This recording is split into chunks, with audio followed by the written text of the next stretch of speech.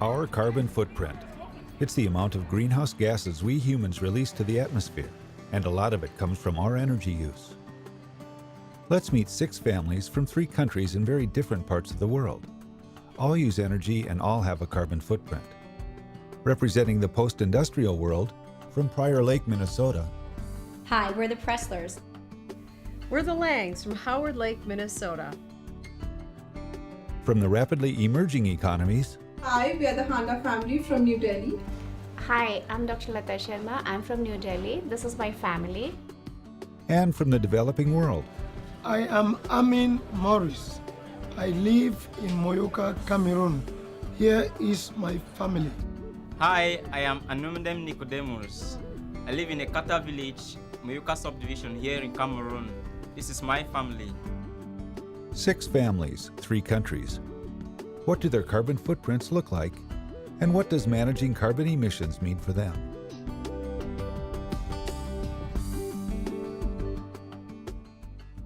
Funding provided by the U.S. Department of Energy's Office of Fossil Energy, the National Energy Technology Laboratory, members of the Energy and Environmental Research Center's Plains CO2 Reduction Partnership demonstrating safe, practical CO2 management, and the members of Prairie Public. The comforts of life in the post-industrial world are available at the flick of a switch and turn of a key. Right now, most of that energy comes from fossil fuels, which release greenhouse gases to the atmosphere. The amount of greenhouse gases released from human activities is our carbon footprint.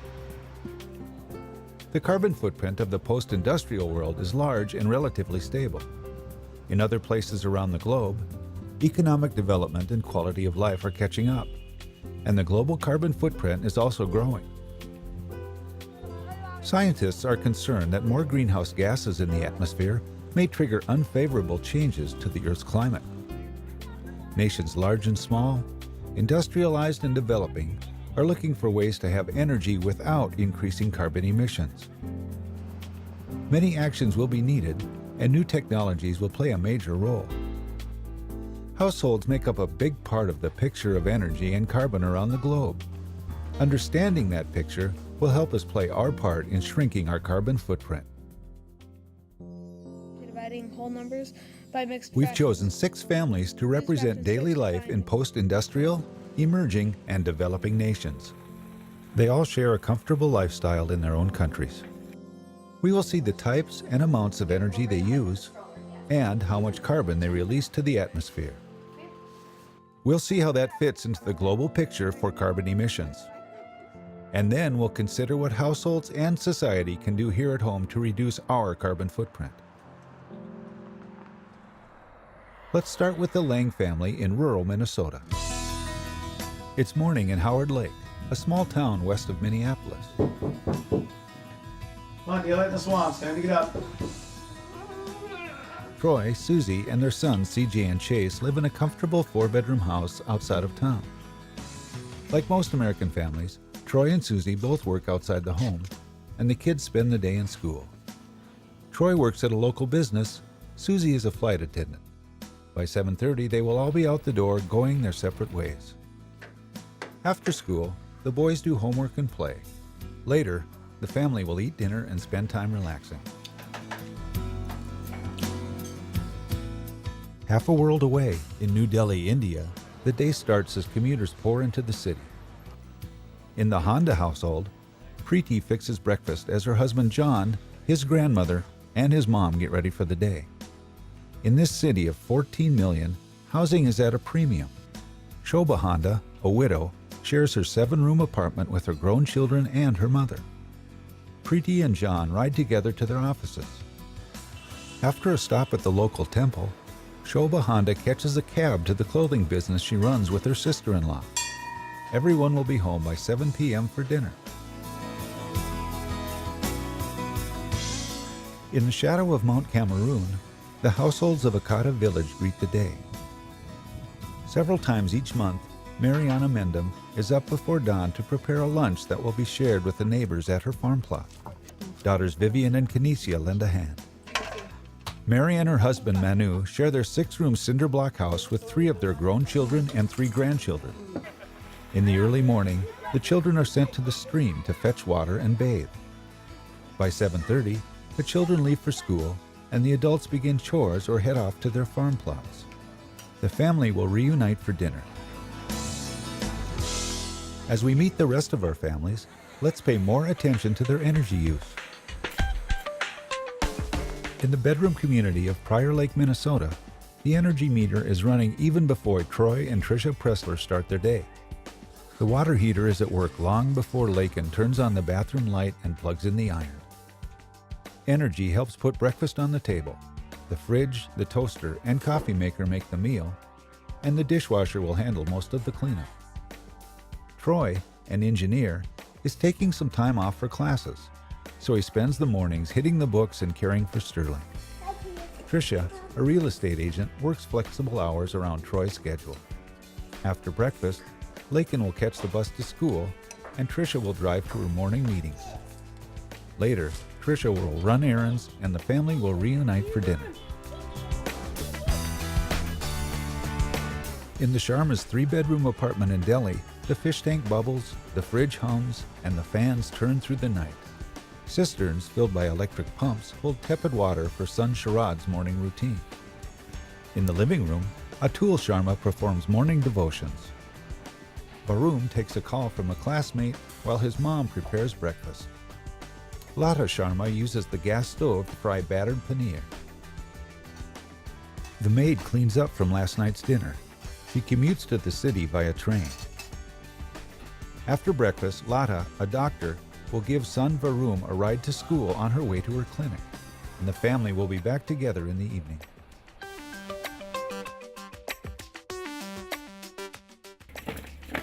In Moyuka, Cameroon, De Rosa Amin uses the kitchen fire pit to prepare breakfast, plantain and potatoes from the family's plantation. No need for early trips to the stream. Energy brings the family's water to a spigot outside their home. The energy in their 4-bedroom home comes from the crackling fire and a handful of electrical outlets and lights.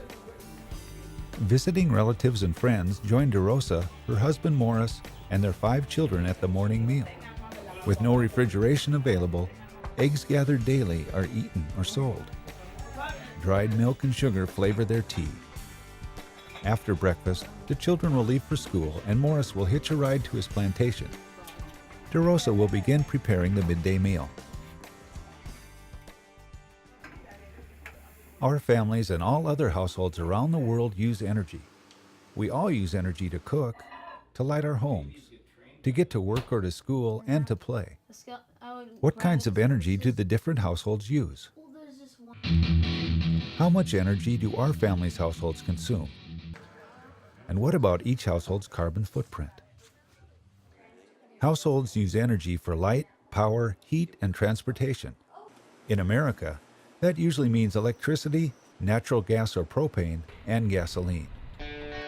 Power in the home generally means electricity. Everything from toasters to telephones, lights to computer screens, and it makes our lives easier. At the Lang and Pressler households, the refrigerator stores a week's worth of food, saving shopping time and effort. Electricity in the laundry room makes clothes washing a quick chore.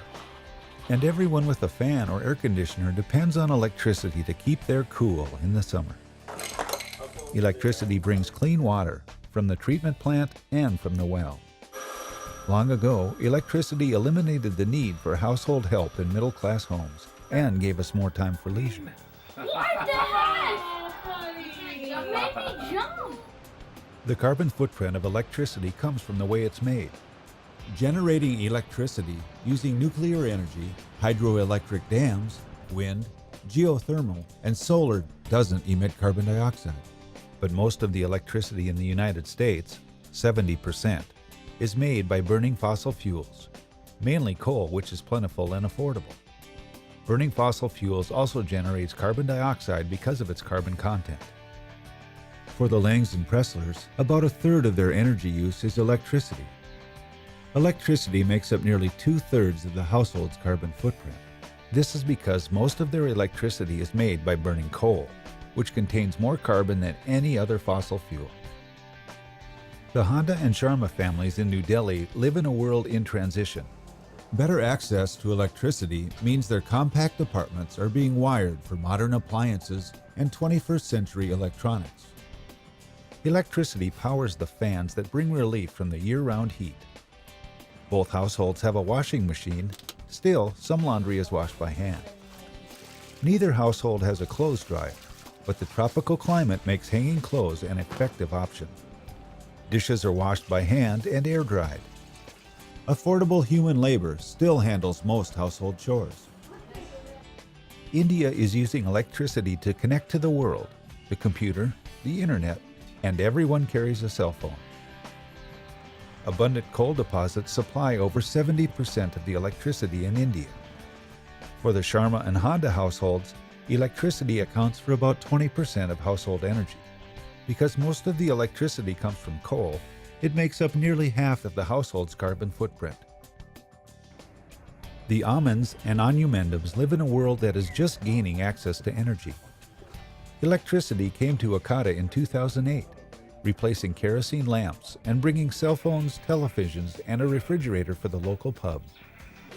It also brought the potential for a pump to bring clean water from the stream to the village. In the nearby city of Moyuka, the Aman family has enjoyed electricity for a few years, but the service is expensive and not everyone can afford it. Electric pumps bring water to homes and neighborhood taps. The high electric rates mean people use the energy sparingly. The families rise early, they rest during the hot afternoon, and work resumes with the cool of the evening. Household chores are done by hand. There is so much to do, and everyone has a role. The Anyamendams wash small loads of laundry at home and carry larger loads to the stream. Dishes are washed by hand after every meal. Mountainous Cameroon is blessed with many rivers and waterfalls, some of which have been tapped to make electricity. This means that while electricity accounts for 3% of the energy use in both households, it adds nothing to their carbon footprint. Another use of energy is for heating. In America, that means natural gas or propane, which often fuels the furnace, the water heater, and clothes dryer. In many homes, these fuels provide the energy that cooks the meals. The Langs have a propane range, and the Presslers have a natural gas cooktop. They also have propane grills for backyard cooking. But the single largest use of energy inside an American home is for heating and cooling. Like 2/3 of U.S. households, our families use natural gas and propane for heating. Most of the rest use electricity. Natural gas and propane account for about 1/3 of our family's energy use. But because they contain the least amount of carbon of all fossil fuels, natural gas and propane account for less than 20% of our family's carbon footprint. The Hondas and Sharmas cook using a mixture of propane and butane called LPG. The LPG gas comes in a cylinder and is attached to the cooktop just like gas grills in the US. The cylinders last about 3 to 6 weeks depending on the season. About half of the urban households in India use LPG. The other households still use kerosene cook stoves or wood fires. Families buy cylinders of LPG from local vendors. In this tropical climate, water for chores and personal use is heated by the sun in rooftop tanks. Because Delhi has cold weather only a few weeks a year, homes do not have furnaces. For our families, these cooking gases account for 6% of the household energy use and 4% of the carbon footprint. Heating is not a concern in tropical Cameroon, where the temperatures are hot year-round. LPG is expensive and rare outside the cities, but wood and crop residue are common and are used by 90% of the population. The biomass fuel is gathered by the family or purchased in the market from a woodcutter. Like fossil fuels, plant materials contain carbon, and carbon dioxide is generated when they are burned. Our families use fuel from young trees and seasonal crops. Unlike the carbon in old-growth forests, the carbon in these plants was recently absorbed from the atmosphere. Scientists say that burning this type of biomass only recycles the carbon. It doesn't add more to the atmosphere. As a result, they do not count the carbon from seasonal biomass fuel in the carbon footprint. This biomass fuel accounts for 60% of the energy used by our families in Cameroon, but does not add anything to their household's carbon footprint. The other major household energy use is for transportation, brought to you by gasoline and diesel, refined from petroleum. Since the time of the Model T, personal transportation has defined America. Over 90% of American households have a registered driver and a personal vehicle. Since our American families live outside the city, each family owns 2 vehicles. Every week, the Langs commute 260 miles back and forth to work. The Presslers commute about the same to work and school. Okay, let's get in the car. Let's go get the girls for basketball. Tricia shares driving duties for after-school activities with other parents in the neighborhood. Commuting, plus trips to the grocery store and other errands, adds up to about 1,100 gallons of gasoline per year. All this driving accounts for the last third of our family's energy use. Because carbon makes up much of the gasoline, transportation is about 20% of our family's carbon footprint. Trains, buses, taxis, and rickshaws make up the mass transit that is widely available in India. For personal transport, it's the motorbike. Only 1 in 25 households in India has a passenger vehicle, but the number of cars is growing rapidly. Most cars and motorbikes run on gasoline, creating a serious smog situation. Compressed natural gas, CNG, is used in buses and taxis in the city to help reduce pollution. The Hondas share one vehicle to commute 30 miles per day through city traffic. John drops Preeti off at her office and then drives to his. Shobha Honda uses a CNG taxi to go to work each day and for errands. The Sharmas drive 2 vehicles. Both of the families drive vehicles made for the Indian market by Indian companies. These vehicles are smaller and more fuel efficient than American vehicles. For the Honda family, vehicle use accounts for about 75% of the household energy use and nearly half of the carbon footprint. For the Sharmas, the number is even higher. In Cameroon, transportation is mostly by foot and motorbike. Cars are expensive to buy, operate, and maintain. Gasoline and diesel are at a premium. Neither of our families owns a vehicle. Mary Onyumendum and her neighbors walk up to an hour and a half along the roads and paths to her farm plots and carry produce back the same way. Morris Amin's plantation is 15 miles from his home. He and his workers hitch a ride to go to work.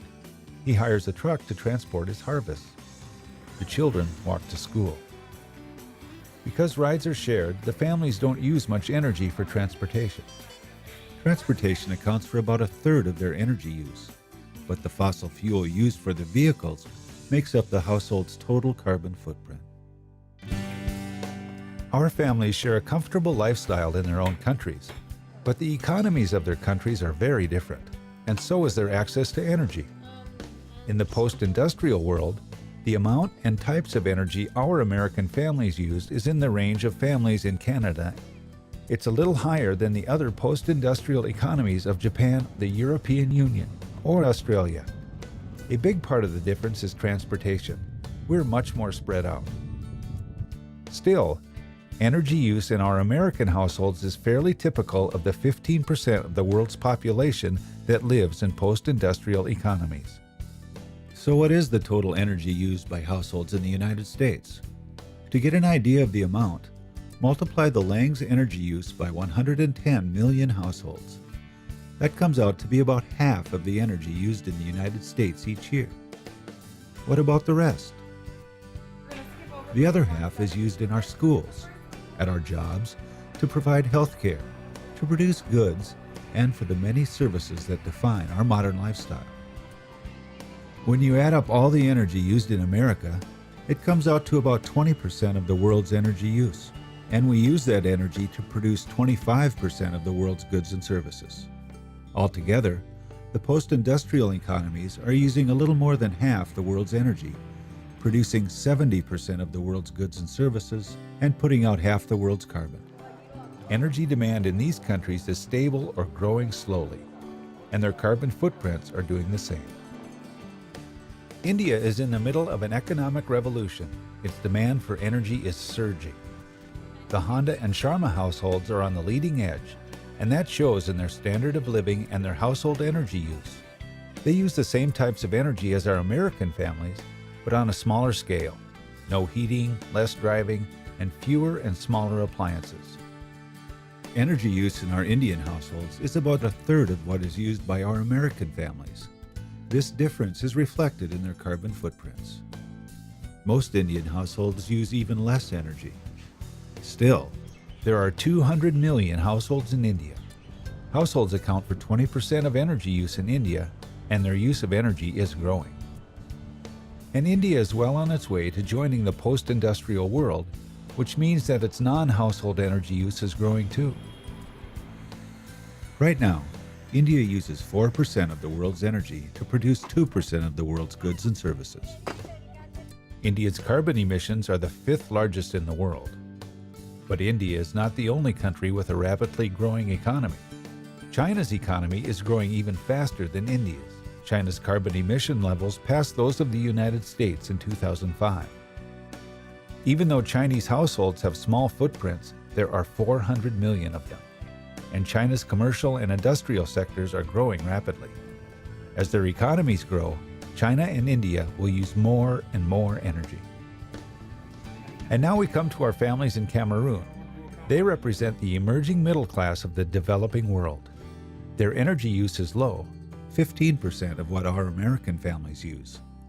Most of their energy comes from renewable sources, and that means that their carbon footprint is less than 4% of ours. Because there is little industrial and commercial activity, the 3 million households in Cameroon make up 90% of Cameroon's energy use. Even so, the fossil fuels used for industrial and commercial activities make up most of the country's carbon footprint. With respect to their carbon emissions, Cameroon is at the same level that the United States was in 1843, at the onset of our Industrial Revolution. But with access to modern energy and communication, they already have one foot in the modern age. The carbon emissions for our 3 countries reflect the stages of global economic development: post-industrial, emerging, and developing. In 1930, today's post-industrial countries put out almost all of the world's carbon dioxide emissions. Today, global emissions are 7 times larger. We now contribute only half, and India and China emit more than the entire developing world. Right now, only 1 in 6 households in India has the access to energy enjoyed by our middle-class Indian families. Most of the rest use kerosene, wood, or dried cow dung for cooking fuel. They travel by cart or motorbike and cool themselves in the shade. They emit very little carbon. As India's economy continues to grow, electricity and other forms of energy will come to the rural areas. The fossil fuel content of that energy will determine how much the household carbon footprints will grow. This is also true for China, whose CO2 emissions are already higher than those of the United States. India has nearly 4 times the population of the US, China even more. And their economies have a long way to grow. Someday soon, their fully integrated economies will demand far more energy than ours. If we continue to use fossil fuels without doing something to control carbon dioxide, the world's carbon emissions will double again in 50 years. If we want to avoid that, we need to have energy without emitting carbon. What does that mean for our way of life? In the post-industrial world, we've spent the last 200 years learning how to harness fossil energy to improve our quality of life and economic productivity, and we've become pretty good at it. Are we going to give up all the benefits of modern living? Probably not. But there are many actions we can take to check the increase of CO2 in the atmosphere. Energy efficiency and conservation, using different energy sources, capturing and storing carbon emissions from fossil fuels, keeping carbon in the forest and in the soil, soaking up more of the carbon already in the atmosphere. And scientists say that every one of these options will be needed if we are really going to make a difference. When it comes to households and cutting CO2 emissions, it's mostly about choices that reduce energy use and waste. The birdie Actions that can save you money, too. Inside the typical American household, 42% of the energy dollar goes to heat and cool the home, 14% to supply hot water, and 8% to keep food fresh. The remaining 34% runs the TV, the computer, the lights, and the appliances. Wondering how to make your house more carbon efficient? An energy audit is a good place to start. An audit found that Trish and Troy Pressler had built an energy efficient home. The Langs audit found efficient lighting and water heating. The blower door test also found that they were heating and cooling the great outdoors as well as their home. Based on the audit, the Langs will be sealing leaks and adding some insulation to reduce energy losses. Short of an audit, households can do a lot to save energy and cut CO2 emissions. Use a programmable thermostat to reduce energy demand when you're away at work or asleep at night. To save energy in the fridge, adjust the thermostat to the proper setting and store food in sealed containers. Save electricity costs by turning off lights inside and out. Wait to run the clothes and dishwasher until there's a full load. That saves on the energy needed to run the appliance and to heat the water. Shorter showers do the same. And speaking of water, turning the temperature on your water heater down to 120 degrees Fahrenheit gives you the hot water you need for less energy. Electronics such as TVs, computers, and cell phone chargers draw power even when they are shut off. So, plug them into a power strip and use the switch to eliminate these phantom loads. When you use electricity is important too. Electricity demand peaks at breakfast and dinner time. Utilities have to build extra power plants to meet these peak demands, so run the dishwasher at bedtime. And when you are buying new appliances, choose energy-efficient versions. That means carbon efficient too. Driving a car with good fuel economy means lower carbon emissions. But you don't have to buy a new vehicle to make a difference. When the trip is short, use your legs or combine your trips. This will minimize travel time and gas. Carpooling can keep your car off the road and keeps the carbon stored in the gas tank. Households will need help to make big changes in their carbon footprint. Society can break the connection between carbon and energy and help the rest of the world to do the same. Let's look at 3 actions that society could take to make a difference for our families in the United States. The first is carbon capture and storage. 70% of our electricity comes from fossil fuel power plants. The carbon released in making this electricity happens at the plant. By reducing emissions at the source, the electricity would have a low carbon footprint when it arrives at our homes. In carbon capture and storage, or CCS, CO2 is captured instead of being released. The CO2 is then injected deep underground where it remains in permanent storage. If we equip new power plants with CCS technology, we could make a big impact on CO2 emissions for households and all other electricity users. The carbon footprint from electricity at homes served by these CCS plants would shrink dramatically. China and India are rich in coal reserves, and they are building hundreds of new coal-fired plants.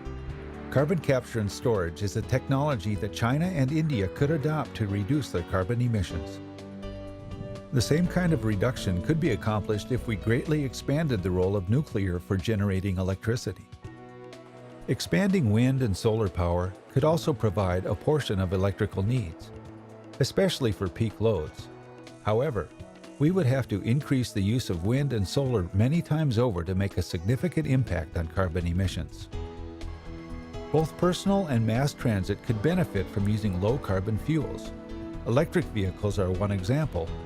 As long as the electricity is carbon-free, the vehicle will be too. Technology can make a difference in transportation too. American vehicles get an average of 21 miles to the gallon. Increasing efficiency is the #1 way to make an impact on transportation. When our cars get 60 miles a gallon on average, we will cut today's household carbon footprint by 20%. Energy efficiency is not just for transportation. Codifying the latest energy efficiency techniques in appliances and building construction can help households use less energy. That could have a big impact on heating, cooling, and electrical costs, and on the associated carbon footprint. Households can't change the way the world uses energy or the type of energy it uses, but they can make a difference for themselves. And their decisions can help society get a start on making the change. Households in the post-industrial world have enjoyed the benefits of plentiful energy. Households in other countries around the world are tasting these benefits and are hungry for more. The Langs and Presslers want their children to enjoy the same lifestyle as they do. In India, John and Preeti Honda dream of starting a family in a home of their own. Lata and Atul Sharma are saving to send their sons to college and into professional careers. In Cameroon, Morris Amin dreams of the day when he and his son can have a truck so they can transport his workers and expand his farming operation. Mary and Manu Anyumendum work to send their children and grandchildren to college so they can have a better life. Energy is a key to prosperity around the world. The ultimate goal is to have more energy while releasing less carbon. Societies will find the means to achieve this goal. Families and individuals can start now.